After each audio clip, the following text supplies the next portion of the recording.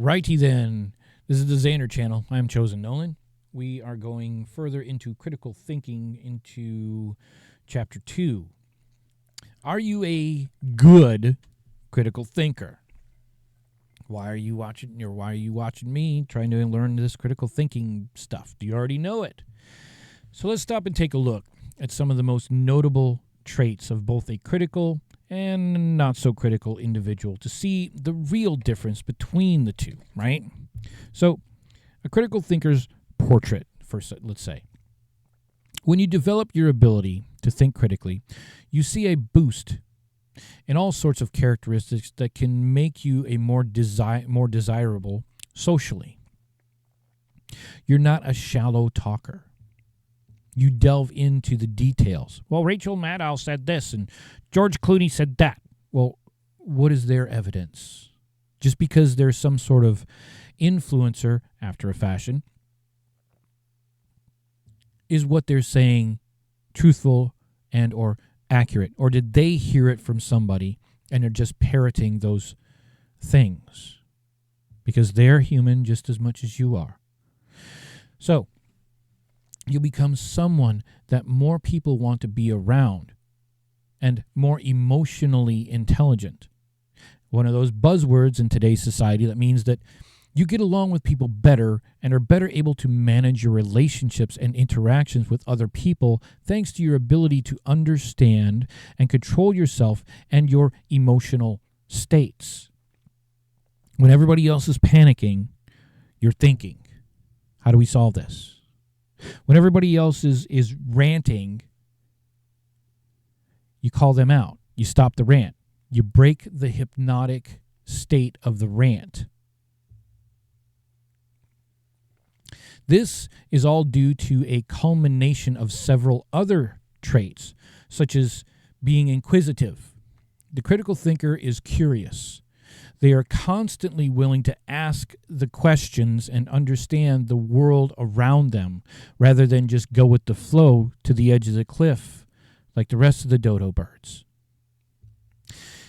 They are driven by their desire to understand others better and will make it a point to learn about several different issues in the world to have a clear understanding of how they impact the others. So, we also have the attentive. We're attentive to times where critical thinking is absolutely necessary, or maybe even not so necessary. But that word is still there, necessity. The critical thinker is well aware of the strength of his or her abilities and is constantly on the outlook for situations in which critical thinking is necessary and warranted. Whether it feels like critical thinking could be relevant, it is used, even if it seems like there may be an easier, simpler solution. So if we go with, sometimes a lot of the people today, I get this with a lot of the ladies in my life and the women, they just want you to listen so that they can vent. They don't necessarily want you to solve their problem, right? So that's not necessarily a time to think critically, or you can think critically to solve the issue. Just don't voice your evidence to such. So we go with self-confidence. Because the critical thinker is aware of his or her abilities, there is confidence that is developed. The critical thinker is confident that he or she can reason and trust that it will be done when it is necessary. Open-mindedness. The critical thinker is willing to recognize that world viewpoints are different, and that's okay, right? They're willing to entertain other opinions and assertions, giving them the same benefit of the doubt that they would give to others. Today, or maybe recent history, because it's going to be further aired, the current war declaration from Israel to Hamas, because Hamas attacked Israel recently. But this has been going on for a very, very long time. This is just the most recent development, and people are picking sides. Open-mindedness requires you to look at both sides of the situation in order to come up with a logical and truthful conclusion, not just mere opinion fueled by emotional states, which is what the media is pushing. Look at all these dead people. Look at all this. Look at all that. Look at all this destruction. Look at all this negativity. They're inciting an emotional response among the population that's watching the propaganda news. But the critical thinker has to keep an open mind to observe the whole situation. I'm not advocating for Israel or for Hamas, even though if you draw a line back a very long time ago, they're all a part of the tribes of Israel.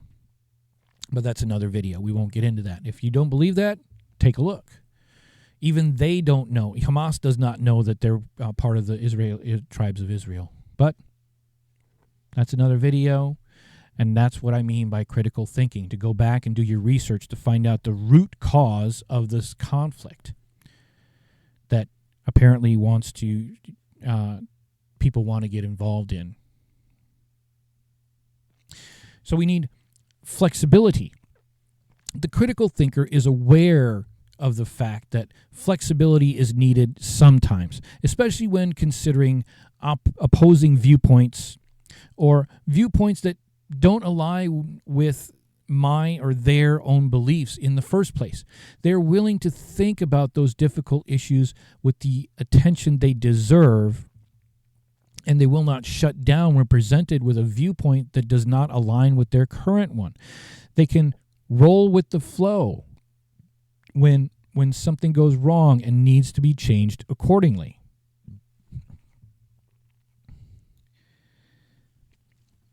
Now we also have an alertness.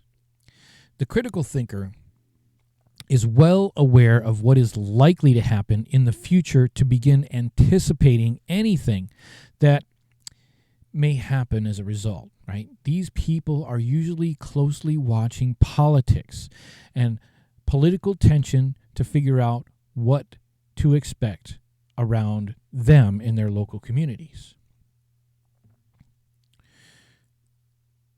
Now, understanding other people's opinions. The critical thinker is likely to listen to what other people think, even if they disagree with those beliefs. Remember, you got 2 ears, 1 mouth. Okay? So listen more than you speak. I would call this an exponential listening, not just twice as much, but I would say a lot more. What are they saying? What are they not saying? Why did they use that particular word in their speech? What does that mean exactly? Maybe you need to ask that question. With regard to that, you use this word. What exactly does that mean in this context that you're trying to impart upon me?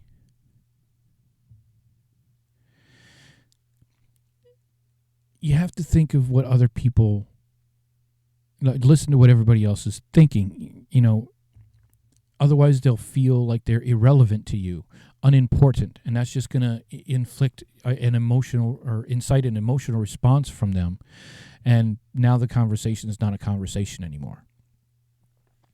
They will make it a point to listen, to understand other person's opinion, rather than immediately dismiss it as illegitimate, as it doesn't align with my views, so F you. It doesn't align with my research, and I know my research is accurate, even though it has been done 10 years ago, 15 years ago. That's the way it's always been, so just get used to it, right?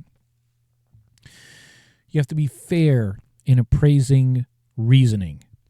The critical thinker will not unfairly judge other people's approaches to their reasoning. They will make it a point to give every argument a fair judgment. An argument will not be dismissed for not aligning with the critical thinker's own opinions. You have to be honest. The critical thinker can understand his or her own bias and prejudices.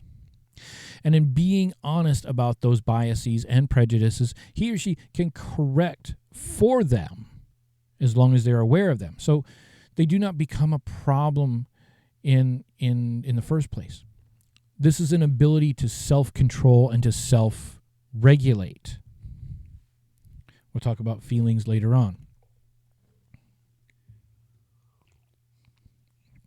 So we're also understanding when to stop,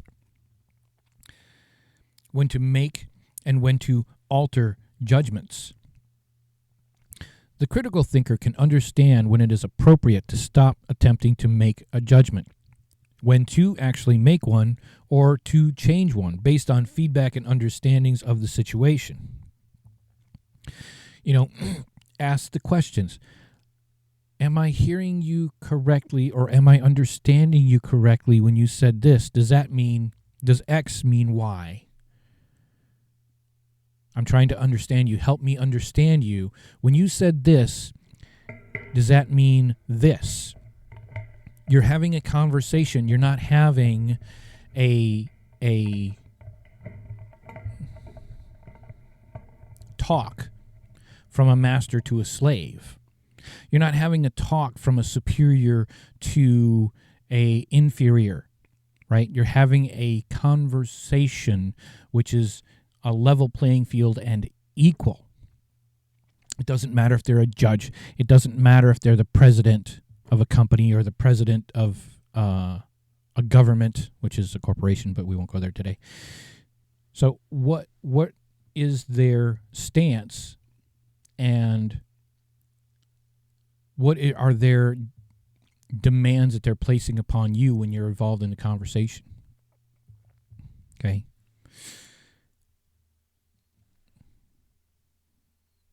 The willingness to reconsider and revisit viewpoints when change is necessary and required.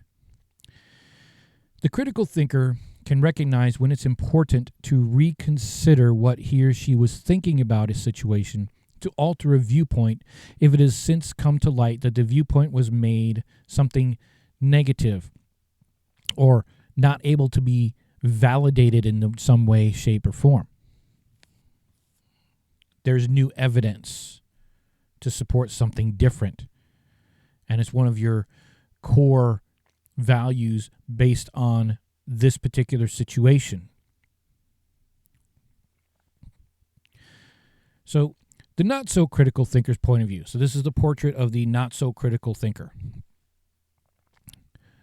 So this is someone who's unable to manage thinking critically regularly, which is to say, in my opinion, that they're really not thinking. They're allowing somebody else to do it for them, which is a master-slave relationship. This can result in someone who is largely considered biased, judgmental, such as someone unwilling or unable to accept the judgment that someone else is passing on them, or someone who simply sees no reason to think critically about the situation. So these people may struggle in their relationships, in their careers. It's much harder to find a job that will never require some sort of higher level thinking skills. A lot of times we point out the difference between blue collar and white collar jobs. That doesn't mean that the blue collar person cannot think. In most cases, they choose not to. They just want a raise, but they don't want to better themselves or do something different in the company, right? If you're a part of the assembly line as a blue-collar worker and you want a raise, and that's acceptable for the cost of inflation is about 4% per year. Now, thanks to the new president that's currently in at the time of this recording, he's starting to raise it every quarter. 4% every quarter is kind of a lot of money, especially when it was done every year. So I can comprehend that. But if you want more money, you're going to have to prove that you can give more back to the company and not just do what you've always been doing, right? That's the way that the other people that you work for, that's how those people see it. If you can make more money, on the bottom line for the corporation, for the business as a whole, why should they not give you more money? But if you continue to do what you're doing, why should I give you more money? When you just mostly complain and you don't come up with solutions to problems that you've been venting about for the past 8 years at the company. You're a complainer. You're a consumer. You're not creative enough to come up with a solution to the problem, and that's what thinking critically will help you do. Now, you're going to struggle in your relationships, in your career. It's much harder to find a job. Nevertheless, to stop and look at some common characteristics of the not-so-critical thinker. Pretentious. Unable to accurately self-analyze. Someone struggling to think critically is likely to be quite pretentious. They may say that they know or understand out of embarrassment rather than admit the truth that they don't understand, and they don't ask questions. They're frequently unaware of their weaknesses or limitations, and they absolutely don't want to show them subconsciously. They'll just nod or go along with the flow or say, yeah, I've always known that. So they think of any sort of conflict or an argument or a discussion as a threat to their ego or some sort of annoyance, which goes back to the ego. Someone struggling to think critically is likely to see any sort of conflict that may arise as a threat to their ego rather than something that requires attention, that requires reflection. If anyone tries to refute them, they are likely to feel threatened, annoyed, and dismiss the claims without reflection. They get angry at you for apparently what you think is no apparent reason other than they don't want to talk. Impatient. They're impatient. They're unwilling to spend time to learn. I don't have time for that. Right? Someone struggling to think critically is likely to constantly be impatient. If something is complex, they'll skip to the end with a best guess rather than attempting to understand it. They would rather rush through to the end instead of learning, even though this means that they're still left in confusion. But that's okay. We just won't think about it. Oh, that's too hard for me. I don't get it. It's confusing. Just go away. Okay? They follow gut reactions instead of evidence. But I would not say that it's a gut reaction. I would say it's an ego-centered reaction instead of any sort of evidence, because the ego is the earth guide only. It's there for your survival, period. The not-so-critical thinker is likely to focus on feelings and other such reactions. Some say it's a gut reaction, but I would say it's a ego-centered reaction. When they're asked if they want to get the sports car or the SUV, right, they're going to opt for the sports car because it makes them excited. It's red. Even though they could probably find a better use with the SUV because they're always towing stuff or hauling things.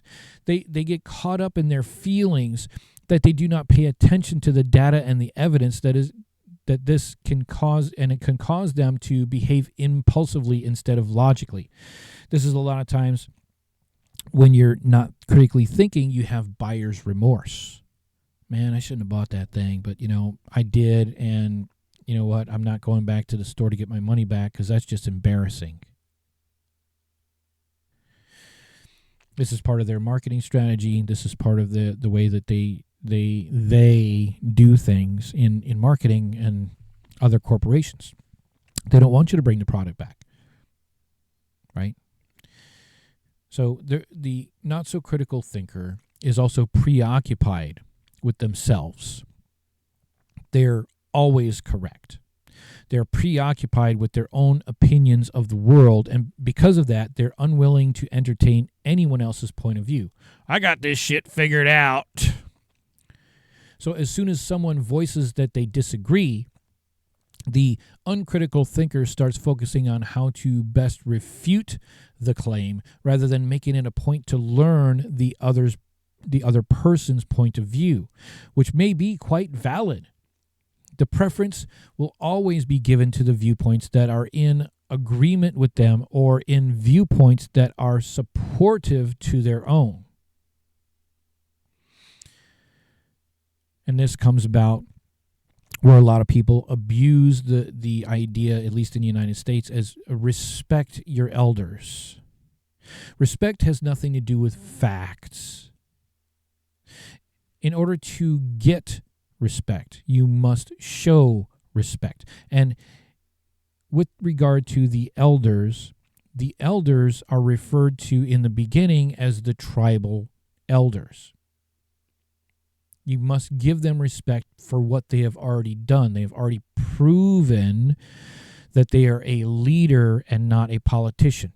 They're a leader and not a boss. They're a leader and they are wise. Wisdom is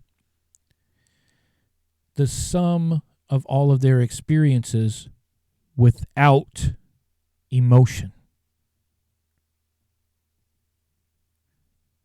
That is the true definition of wisdom. It is your experience and your knowledge of that experience without the emotional involvement.